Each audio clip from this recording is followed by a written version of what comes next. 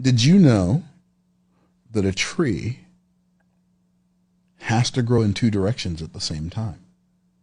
Did you know that? A tree has to grow in two directions. It's always growing in two directions at the same time.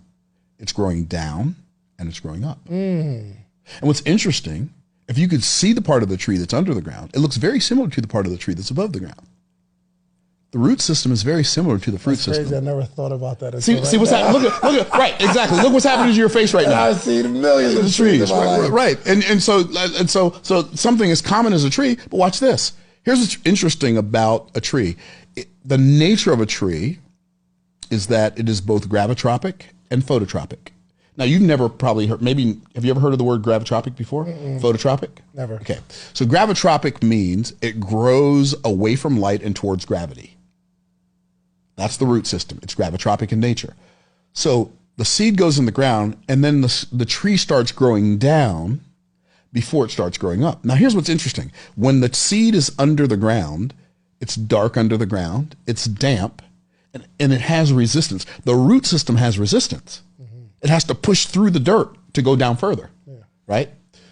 Well, once it breaks through the earth growing up, there's no more resistance.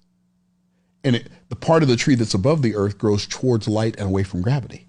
So the tree is growing in two directions at the same time. Now, okay, how does that help me in my life, though? That sounds really cool, right? Well, that is one of the most beautiful pictures of the way life works that you've ever seen, that I've ever seen. How? It's the work that you do in the dark when it's difficult and damp that makes the work that you do that everybody sees in the light work. Nobody saw you.